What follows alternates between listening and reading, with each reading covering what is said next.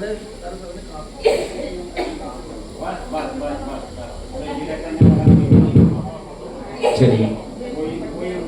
हाँ जी, अब आवाज नहीं, सब सावधान है। नींद आ रही है किसी को? जयकारा लगाएं। मैं जयकारा लगवाऊंगा आप सबको 3 बार, जय हो जय हो जय हो। कितनी बार करेंगे? 3 बार। हाथ उठा के, सब हाथ उठा के बोलिए महावीर भगवान की, बोलिए आदिनाथ भगवान की, बोलिए महान जैन धर्म की। हाँ जी, कैसे आप सब हैं? बहुत अच्छे। कैसे आप सब हैं जी? सबकी आवाज नहीं आ रही। कैसे आप सब? बहुत अच्छे। पीछे, अच्छा आप लोग पहली बार आए इसलिए आप कह रहे हैं कैसे हैं? बहुत बढ़िया। अच्छा, जो 2-3 दिन से आ रहे हैं सिर्फ वो हाथ खड़े करेंगे एक बार। हाँ, अब आप सभी बोलना सिर्फ, कैसे आप सब? दुखी। कैसे है? दुखी। दुखी है? पक्का? हाँ। क्योंकि संसार में क्या है? सिर्फ और सिर्फ दुखी है। सुनना, हमने प्रूव किया है कि संसार में सुख है ही नहीं। जो हमें थोड़ी बहुत खुशी लगती है वो क्या है? सुखाभास है। बहुत बढ़िया, बहुत अच्छी सभा हो गई 2 दिन में ही। ठीक है, हमारी किस भावना को लेकर, किस भजन को लेकर या कहीं किस पंक्तियों को लेकर बात चल रही है? मेरी भावना। उसके माध्यम से हम थोड़ा मानवता को, हम थोड़ा जैन धर्म को आगे बढ़ाने का प्रयास कर रहे हैं। सारी बातें आपके ही निजी जीवन की हो रही हैं। भैया याद है आपको कल का सब क्या क्या बातें हुई थी? बिल्कुल हमारे जो दिनचर्या में जो उदाहरण आ रहे हैं, सारी बात हम उनकी ही कर रहे हैं। तो पेश है आप सबके सामने एक छोटी सी वीडियो जो तैयार की गई है। आज हम एक ऐसी लड़ाई की बात करने वाले हैं जो बाहर नहीं बल्कि हमारे अंदर हर रोज लड़ी जाती है। ये कहानी है खुद पर जीत हासिल करने की, एक ऐसी जंग जिसका सबसे बड़ा मैदान हमारा अपना मन है। तो चलिए इस सफर की शुरुआत करते हैं। सोचिए, दिन की शुरुआत कैसे होती है? आंखें खुलते ही सबसे पहली चीज हम क्या ढूंढते हैं? अलार्म बंद करने के बहाने हाथ फोन तक जाता है और बस दिन शुरू होने से पहले ही हम उस... हाँ जी, क्या कहा यहाँ पर? दिन शुरू होता है तो सबसे पहले कहाँ हाथ जाता है? पक्का? अरे आप तो शायद 70-80 के होंगे। आपका भी? तब भी हाथ कहाँ जाता है सबका? हाँ जी, जाता है ना? सब मानते हैं कि नहीं मानते? सुबह उठते ही सबसे पहला ख्याल क्या आता है? मोबाइल। यही बात यहाँ पर की है। यानी हमारे मन में सबसे पहला ख्याल सुबह उठते ही भगवान का तो छोड़ो, अपने बारे में भी छोड़ो, परिवार के बारे में भी छोड़ो, किसका ध्यान आता है सबसे पहले? मोबाइल का ध्यान आता है। देखो क्या कह रहे हैं, आगे प्ले करना भैया। डिजिटल दुनिया में कहीं खो जाते हैं और कहानी यही खत्म नहीं होती। दिन भर की थकान के बाद रात को भी हमारा आखिरी साथी यही फोन होता है। पॉज कर दो। अब तो ठीक है, दिन की शुरुआत तो हो गई मोबाइल से। दिन का आखिरी समय कहाँ जाता है आपका? पक्का? नींद नहीं आती उसके बिना।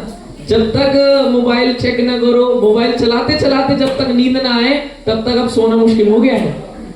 ये नींद की दवाई भी है, ये सुबह उठाने की दवाई भी है, ये हर चीज में अब हमारा साथ मोबाइल का हो गया है। पहले जब बच्चा रो रहा है ना, अब अगर कोई बच्चा रोने लगे तो उसको मम्मी चुप नहीं कराती, क्या करती है? उसको YouTube पे कोई बढ़िया सी कोई कहानी, कोई कार्टून चला के उसको मोबाइल दे देती है। अच्छा, अगर बच्चा खाना ना खाए तो पहले मम्मी उसको डांटती थी या समझाती थी, अब क्या करती है? यानी आप सबके घर में ऐसा हो रहा है कि नहीं हो रहा? आप देख रहे हो कि नहीं देख रहे? बिल्कुल हो रहा है जी। कैसे 5-10 साल में पूरा जिंदगी, पूरी दुनिया पलट सी गई है। जो चीज, जो मोबाइल हमारा साधन होना चाहिए था, हमारा यूज करने का तरीका होना चाहिए था, आज वो मोबाइल हमें यूज कर रहा है। हम हर समय उस मोबाइल के ही पीछे पड़े रहते हैं। देखो और क्या कह रहे हैं, प्ले करो। हम बिस्तर में लेटे लेटे दूसरों की जिंदगियों को स्क्रॉल करते रहते हैं, तब तक जब तक कि हमारी आंखें खुद ब खुद बंद ना हो जाएं। और इसका नतीजा क्या होता है? दिन भर दिमाग में बस एक ही चीज चलती है, तुलना, कंपैरिजन। दूसरों की सफलता देखकर जलन होती है, उनकी खुशियां देखकर एक खालीपन महसूस होता है, और अपनी शिकायतों की लिस्ट वो तो बस रोक दो। हाँ, मोबाइल में क्या करते हैं हम? किसको देखते हैं मोबाइल में हम? इंस्टाग्राम पे किसको देख रहे हैं हम? दूसरों को। एक शब्द में कहे, मोबाइल में हम जब फोन चला रहे हैं, हम देख किसको रहे हैं? सब एक साथ बोलेंगे, या कोई और है किसी और को देखता हूं, फिर भी किस में आएगा? हम सब देख किसको रहे हैं? एक साथ बोले पीछे वाले भी सब। और दूसरों को देखकर हम करते क्या है? तुलना, कंपैरिजन, ईर्ष्या। और यहां पर तुलना की बात, कंपैरिजन की बात मैं रोज कर ही रहा हूं, आप सबको समझ भी आ रही है। यहां पर आज तीसरी बात यहां पर की, शिकायत करते हैं। आज से 30, 40, 50 साल पहले चलो, जो मोबाइल इंटरनेट इतना नहीं था, एक देश से दूसरे देश, चलो देश छोड़ो, दिल्ली से मुजफ्फरनगर अगर खबर पहुंचानी है, मिनिमम से मिनिमम 3 घंटे लगेंगे कि नहीं लगेंगे? और अब 3 सेकंड में, एक पल। देखो, दादी कह रही है 1 पल लगता है, आपने तो 3 सेकंड कहा। बिल्कुल भी समय नहीं लगता अब तो। हमारी जो शिकायतें, हमारी जो जरूरत है, हमारे आसपास जितनी थी, अब वो पूरी देश दुनिया की हो गई है। सुनना, आज से 100 साल पहले भी युद्ध हुए हैं, ईरान यूक्रेन का भी जो चल रहा है, ऐसे 100-200 साल पहले भी होते ही रहे हैं, हर जगह होते रहे हैं। किसको क्या फर्क पड़ रहा था पहले? आज कहीं कुछ होता है देश में, यहां अपनी टेंशन हो जाती है कि स्टॉक्स ना गिर जाए। आपने बहुत बड़ा हाँ बोला है, मैं समझ पा रहा हूं क्या कहना चाह रहे हैं। अपने अपने जीवन में लगाइए। आज टीवी पे हम देखते हैं कि एक सीरियल एक्टर का डाइवोर्स हो गया, तो हम जिससे किया उसके प्रति द्वेष करने लगते हैं। अब सारी आंटी हाँ कर रही है। आज हम पीछे देखते हैं कि गैस सिलेंडर का रेट बढ़ गया, तो हमें टेंशन होने लगती है ना? पहले ये चीजें इतनी सीमित थी, इतनी सूक्ष्म थी कि हम बस आसपास की चीजें जानते थे। अभी किसी ने प्रश्न किया था, इंटरनेट पे ही काफी वायरल हुआ, कि आईएएस का, यूपीएससी का एग्जाम इतना मुश्किल क्यों हो गया आजकल? तो उसका उत्तर आया, अब हम जो जानने का हमारा माध्यम है वो बहुत सरल हो गया है। दुनिया की इंफॉर्मेशन बहुत सरल तरीके से हमें प्राप्त होने लगी है। अब तो एआई का जमाना है। कौन कौन यूज करते हैं एआई? करते हैं। देखो कितने साल का? 12 साल का लड़का, ये भी चैट जीपीटी एआई यूज करता है। मैं बताता हूं, इतना शानदार एआई आजकल चल रहा है। आपको अगर विराट कोहली के साथ फोटो चाहिए, तो आप उस एआई को लिख दो, edit my photo with Virat Kohli, और आपके बगल में विराट कोहली आपके कंधे पे हाथ रख के आ जाएगा। अनुपमा के साथ फोटो चाहिए, तो लिख दो, edit my photo with Anupama, और बिल्कुल अनुपमा के बराबर में आपकी फोटो एडिट होके आ जाएगी। आज दुनिया में कोई भी इंफॉर्मेशन ग्रहण करना बिल्कुल भी मुश्किल नहीं रहा है, सिर्फ और सिर्फ किसकी वजह से? ये जो मोबाइल है इसकी वजह से। पर ये मोबाइल कर क्या रहा है? तो देखो भैया, प्ले करना आगे। भी होती जाती है। हम बाहर की दुनिया से इतना ज्यादा जुड़े हुए हैं, फिर भी अंदर से इतने अकेले और बेचैन क्यों हैं? और फिर हम खुद से ये सवाल पूछते हैं कि भाई जिंदगी में सुकून क्यों नहीं है? सच बताइएगा, दूसरों को देख देख कर जीते जीते थक गए हैं ना? तो शायद प्रॉब्लम ये है कि हम सुकून ही गलत जगह ढूंढ रहे हैं। समस्या बाहर की दुनिया में उतनी नहीं है जितनी हमारे देखने के नजरिए में है। ये सब फोकस का सवाल है। हमारी नजर कहाँ टिकी है, असल में सब कुछ वही तय करता है। एक सवाल है मेरा, एक पल के लिए जरा सोचिए, जब आप किसी से मिलते हैं या किसी के बारे में सोचते हैं, तो आपकी नजर सबसे पहले क्या ढूंढती है? पॉज करना भैया, थोड़ा सा पीछे करके। भैया 1-2 सेकंड पीछे। हाँ बस। प्रश्न उपस्थित किया है यहाँ पर, जब आप किसी को देखते हैं तो देखते समय आपकी नजर सबसे पहले क्या ढूंढती है? आप सबसे ही उत्तर लेंगे। अपने कुत्ते को ढूंढा ही मैंने, मान लो। जैसे चलो पहले लड़कों की बात करते हैं, आपस में दो लड़के मिलते हैं तो सबसे पहले क्या देखते हैं एक दूसरे को?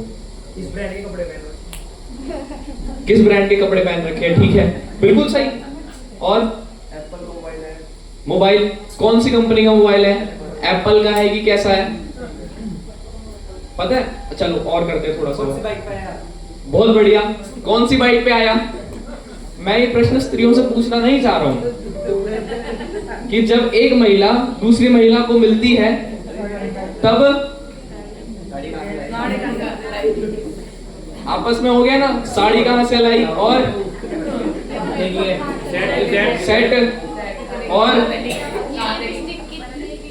ये लिपस्टिक कितने की है, ठीक है, बोल ही रहा है ये, मम्मी को देखा है ना, बिल्कुल। हाँ, और बोलिए, पर्स, ये पर्स कौन सा है, कहां से लिया, कब लिया, मेरे को भी लेना है। अच्छा सुना, समस्या क्या है सबसे बड़ी?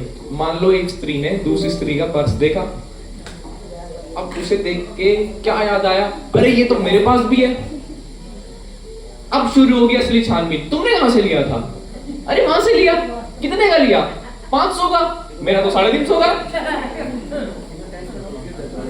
अब सुनना, अब जो 500 वाली थी, अब वो क्या सोचेगी? 150 रुपए बिरान हो गए मेरे तो, ये तो 350 का था, मैं तो 500 रुपए में ले आई। पुरुष के पास जाते हैं, पुरुषों के पास, जब हम किसी पुरुष से मिलते हैं तब सबसे पहले क्या देखते हैं? बोलिए, जूते और कपड़े, पुरुषों की साइकिल, ठीक है, यहाँ चलता होगा मुजफ्फरनगर में। गाड़ी, गाड़ी देखते हैं सबसे पहले, और है जी, घड़ी, घड़ी देखते हैं सबसे पहले। और देखो मैं, और अभी तो ये हुई ऑब्जेक्टिव चीजें जो दिख रही है। अगर किसी पुरुष ने, किसी ने भी पास्ट में कोई गलती करी है, मान लो 2 साल पहले लड़ाई झगड़ा किया था, बहुत बदनाम हो गया, यदि हम आज भी उस पुरुष से मिलते हैं तो सबसे पहले क्या देखते हैं उसको? किस नजर से देखते हैं उसको? उसी नजर से। मान लो उसने कई साल पहले चोरी कर ली थी, या करी भी नहीं, उस पर इल्जाम लगा था, अक्सर लग जाता है। मान लो किसी पुरुष पे चोरी का इल्जाम लगा था, आज भी अगर हम उसको देखते हैं तो उसको पुरुष की जगह हम क्या देखते हैं? आपसे यही प्रश्न है, जब आप किसी को सबसे पहले देखते हैं तो उसमें आप क्या ढूंढते हैं? और तेज बोलो, सबको सुनाई दे। हम सबसे पहले उसके अंदर क्या कमी है वो ढूंढते हैं। या तो हम ढूंढेंगे कि उसमें क्या कमी है, या हम ढूंढेंगे कि उससे मुझ में क्या कमी है। दोनों का उदाहरण देता हूं मैं। मान लो आप ही किसी से मिले, उसके पास था नोकिया का मोबाइल। आज के जमाने में कौन चलाता है? कोई नहीं चलाता। आज के जमाने के हिसाब से वो उसकी क्या है? कमी है। तो हमने पहले देखा ये उसमें कमी है। दूसरा, अब मान लो उसके पास तो था आईफोन और आपके पास MI, तो अब आप उसको देखोगे कि उसके पास एप्पल है, तो मेरे पास क्या है? उस चीज की कमी है। बिल्कुल, ये सेंस ऑफ कंपैरिजन हम सबसे पहले किसी आदमी को देखकर करते हैं। आपको बात समझ में आ रही है? आप सब अपने जीवन पर लगा पा रहे हैं क्या? उदाहरण दीजिए, मुझे अपने जीवन का उदाहरण दीजिए कि आपको कब किसी और में कमी लगी थी या कब खुद में कमी लगी थी। कोई भी दे सकते हैं, कोई भी हाथ खड़ा करके बोलो। आ रहे? फोन और गाड़ी, कपड़े, गाड़ी और सोसाइटी, सोसाइटी कहाँ पे रहता है? सोसाइटी कहाँ पे रहता है? ये बड़ी समस्या है। अब जितना मैं 2-3 दिन में समझ पाया, एक पल तो के लिए सुरेंद्र नगर में रहने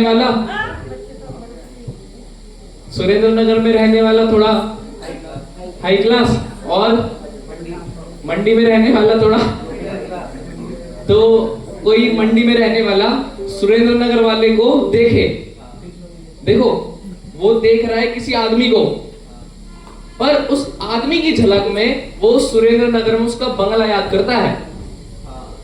और अगर सुरेंद्र नगर वाला मंडी में देख रहा है, मंडी वाले किसी पुरुष को देख रहा है, तो उस पुरुष को देख के सबसे पहले क्या याद करता है? ये तो मंडी का है। समझ रहे हैं आप बात? और हाँ जी,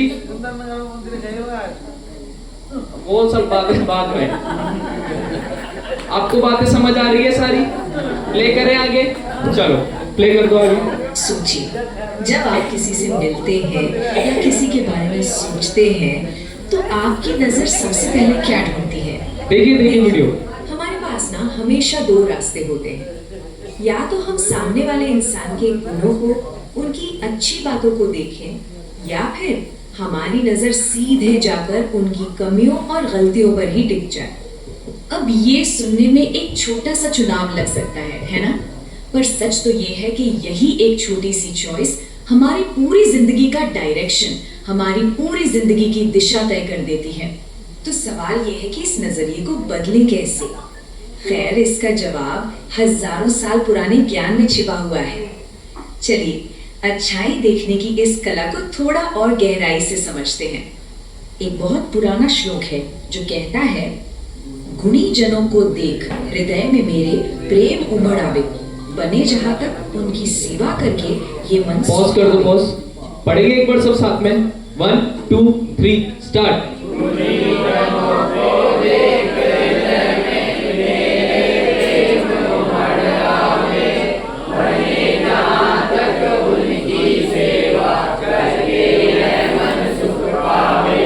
गुणी जनों को, गुणी जन मतलब जिसमें हमसे ज्यादा क्वालिटीज है।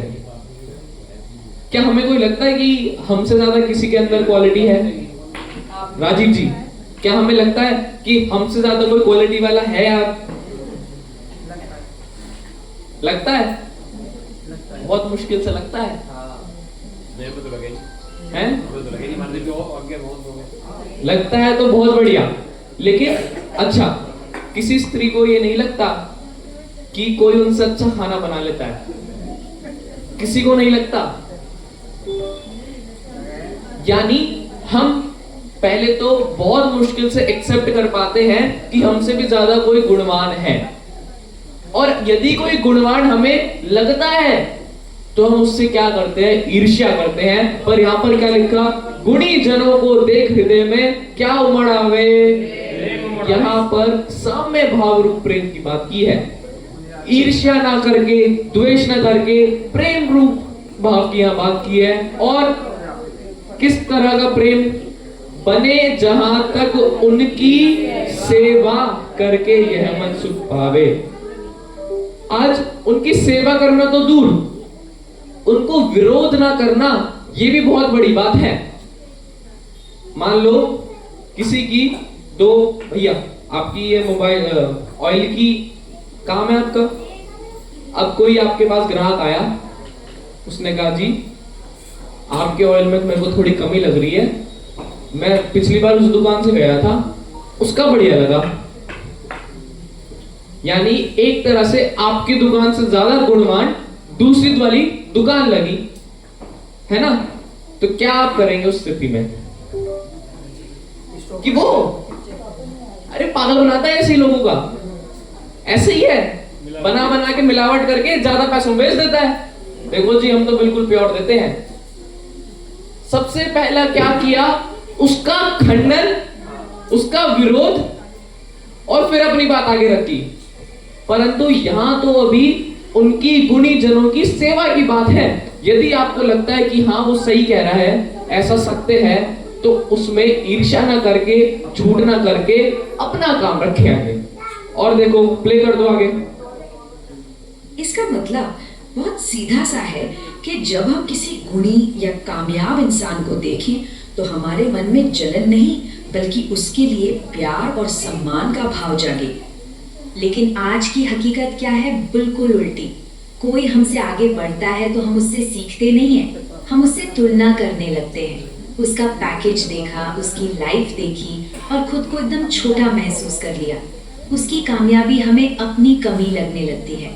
पर एक सच मान लीजिए, महानता दूसरों को नीचा दिखाने में नहीं है। असली महान इंसान तो वो है जो दूसरों के गुणों को, उनकी अच्छाइयों को पहचान सके और उनसे कुछ सीख सके। और दूसरों के गुण देखने की ये कला एक और बहुत जरूरी चीज से जुड़ी है, और वो है कृतज्ञता, मतलब आभार का भाव, ग्रैटिट्यूड। और हम ना अक्सर इसके लिए अंधे हो जाते हैं। श्लोक आगे कहता है, हो नहीं कृतज्ञ कभी मैं, गुण ग्रहण का भाव रहे नित, दृष्टि न दोषों पर जाए। यानी मैं कभी एहसान फरामोश न बनूं, मेरा स्वभाव हमेशा अच्छा सीखने का हो और मेरी नजर कभी दूसरों के दोषों पर न जाए। पॉज कर दो। कृतज्ञ क्या लिखा है? कृतज्ञ।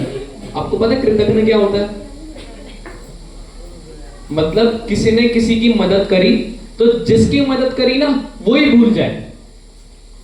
इसको और हिंदी में देसी भाषा में कहते हैं एहसान फरामोश।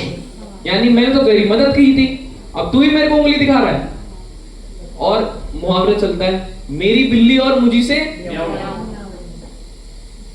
यानी अगर कभी ऐसी स्थिति में है, किसी ने हमारी मदद की, किसी ने हमारी सहायता की जाने में अनजाने में, और उसके बाद हम ही उसे भूल जाए तो ये बहुत बड़ा पाप है। वो ही यहाँ भावना भाई है कि मैं कभी कृतज्ञ ना हो जाऊं। और देखना आप सब, मान लो कल परसों मंदिर में आपको राजीव जी मिलते हैं, तो राजीव जी के प्रति थोड़ा बहुत बहुमान होना चाहिए कि नहीं होना चाहिए? कि 3 दिन में जो उन्होंने थोड़ी व्यवस्था करी, जिसके वजह से कोई आकर आपको कुछ ज्ञान की बात समझ आई, तो उसका बहुमान होना चाहिए कि नहीं होना चाहिए? और उल्टा दूसरी तरफ, अरे खाना बहुत बेकार था, अरे पंखा नहीं चलाते थे, अरे बहुत लेट कार्यक्रम स्टार्ट होता था। ये है कृतज्ञता। अगर हम उल्टे दोष निकाले, बहुमान ना देखे, देखो क्या लिखा है, गुण ग्रहण का भाव रहे। किसका भाव रहे? गुण ग्रहण का। अभी थोड़ी देर पहले एक आंटी जी आए थे, उन्होंने कुछ प्रॉब्लम बताई थी कि थोड़ी ऐसी समस्या है, उसको सही करे तो अच्छा है। गुण यानी उन्होंने हमारी कमी बताई, भाई सब की कमी बताई, तो इसमें उन्होंने उनका गुण ग्रहण किया कि ठीक है जी, आगे से हम सही रखेंगे, ठीक है जी आप बताइए, जो होगा देख लेंगे। इस प्रकार से गुण ग्रहण का भाव रहे, दृष्टि ना दोषों पर जावे। हमारी दृष्टि तो सबसे पहले दोष पर ही भागती है, उसी चीज का यहां त्याग करने की बात है। देखिए, बारिश अच्छी है कि बारिश बुरी है?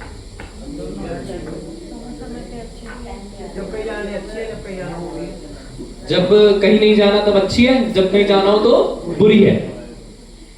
दोबारा पूछता हूँ, बारिश अच्छी है कि बारिश बुरी है? बारिश ना अच्छी है ना बुरी है, जिसके लिए अनुकूल है उसे बढ़िया, जिसके लिए प्रतिकूल भाई है जिसको अच्छी लग रही है उसके लिए बढ़िया है, किसान के लिए बढ़िया जी, किसान के लिए बढ़िया कह रहे हैं। और कुमार के लिए बेकार है। कुमार अब परसों बेमौसम बारिश हुई है, वो बढ़िया थी कि अच्छी थी? अब भाई जिसका था सोने का मूड, जिसको कहीं जाना ही नहीं था, उसको तो लग रहा था चलो गर्मी का मौसम चला गया थोड़ा सा 2-3 दिन के लिए। कुमार ने घड़े बनाए थे उसके बेचारे। अब सुनो, अब दुकानदार लोगों से पूछो, बारिश की वजह से कोई ग्राहक नहीं आए, मार्केट बंद है पूरी, नुकसान हो गया। तो बारिश अच्छी है कि बुरी है? जिसकी जैसी सोच। भाई साहब बारिश तो बारिश है, आपने कैसी मान्यता बनाई है? अब एक किसान का उदाहरण लेते हैं। एक किसान के लिए एक दिन बारिश होती है तो उसको लगता है वाह बढ़िया बारिश हो गई, फसल हरी भरी हो जाएगी।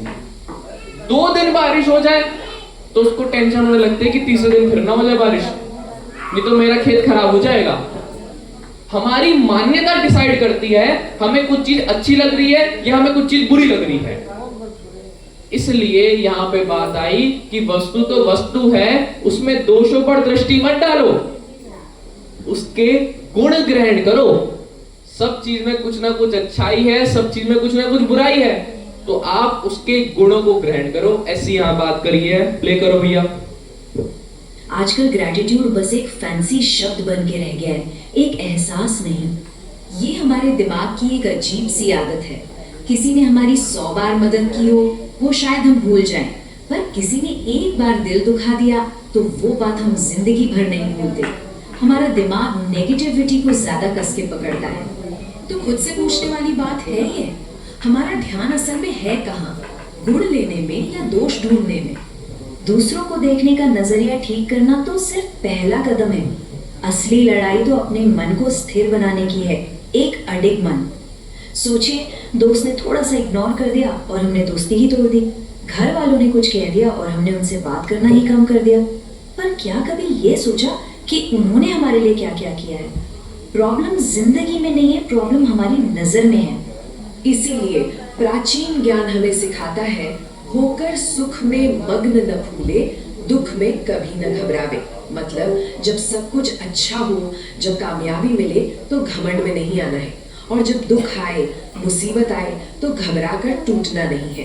पर ज्यादातर होता क्या है, हमारा मन इन्हीं दो छोरों के बीच एक पेंडुलम की तरह झूलता रहता है। सफलता मिलती है तो सीधा ईगो की तरफ, और असफलता मिलती है तो सीधा डिप्रेशन की तरफ। तो फिर असली मजबूत कौन है? वो जो जीत के बाद भी शांत रहे और हार के बाद भी टूटकर न बिखरे। असली ताकत बाहर के हालात में नहीं, बल्कि हमारे अंदर की स्थिरता में है। तो हमारा लक्ष्य एक ऐसा मन बनाना है जो रहे अडोल, अकंप, निरंतर।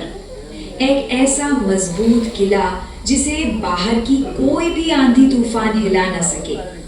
लोग बदलेंगे, समय बदलेगा, पर हमारा मन स्थिर रहना चाहिए। और दोस्तों, यही है अंतिम विजय।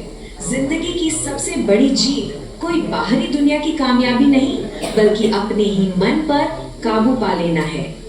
तो एक आखिरी बार खुद से ईमानदारी से पूछिए, आपकी जिंदगी का कंट्रोल किसके हाथ में है? आपके खुद की। हाँ, आया समझ क्या बात हुई अभी? सारी बातें मन को स्थिर करने की हुई है, कोई क्रिया सुधारने की नहीं, कोई व्यवहार चेंज करने की नहीं, सबसे पहले मन को नियंत्रण करने की। और अंतिम में आपसे प्रश्न किया गया, जीवन का नियंत्रण किसके हाथ में है? प्रश्न करो। एक बार सब अपनी फटाफट आंखें बंद करो। एक छोटा सा मेडिटेशन जैसा हम करेंगे। पूरे दिन भर में आपके चेहरे की जो स्माइल है उसको कौन लाता है? कौन उसको छीन लेता है? किस चीज को पाकर बहुत खुश होने लगते हैं, या किस चीज के चले जाने पर बहुत दुखी हो जाते हैं? उस पिक्चर को अपने सामने लाओ।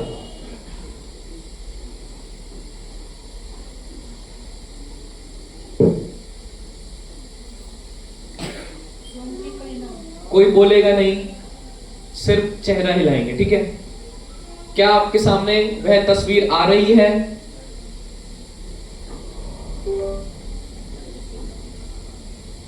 बहुत बढ़िया। क्या आपके सामने कोई ना कोई ऐसा व्यक्ति आया जिसके आते ही आप लोग खुश हो जाते हैं? बहुत खूब। क्या कोई, अब याद करना, ऐसे व्यक्ति की तस्वीर याद कीजिए जिसके आते ही आपको तो गुस्सा आने लगता है, बिल्कुल, कोई भी हो। आ गया सामने? बहुत बढ़िया। अभी दोपहर में कड़ी चावल बने हैं, किसको सुन के मजा आया? जब तो पेट भर के खाएंगे, ठीक है, बहुत बढ़िया। खोल लीजिए, आगे खोल लीजिए फटाफट। जैसे ही कड़ी चावल का नाम लिया, अचानक से मजा आने लगा, क्योंकि यह मन नियंत्रित नहीं है। अब पूरे 3 दिन का सारांश लेके जाइए, किस मन को इतना स्थिर करना है कि कैसी भी परिस्थिति हो उसमें ना तो अत्यधिक सुखी होना, अत्यधिक खुश होना, ना किसी भी परिस्थिति में अत्यधिक दुखी होना। अंतिम प्रश्न आप सबके सामने, आपका रिमोट कंट्रोल, आपका नियंत्रण किसके हाथ में है? फिलहाल तो दूसरे बार में जब अभ्यास करेंगे तो बोलो, माइक में बोलो। फिलहाल तो दूसरे के पास है, पर जब अभ्यास करेंगे तब हमारे पास ही होगा। भाई ये तो लिख कर ले लो मेरे से कहीं पे, ये यहीं पे खड़े होके समझाया करेगा अब से आपको। इधर के साथ ले जाओ आप। नहीं नहीं ठीक है। आप सब ये अपने जीवन पर लागू जरूर कीजिए कि हमारे सुख दुख हमने किसके हाथ में दिया हुआ है, किसके आने पर, किसके होने पर हमें सुखी दुखी होने लगता है। इस प्रकार से हमारी 3 दिन की कुछ बात रही, मन को नियंत्रण करने की बात है। अभी की बात को यहीं विराम देंगे। बोलिए महावीर भगवान की जय हो।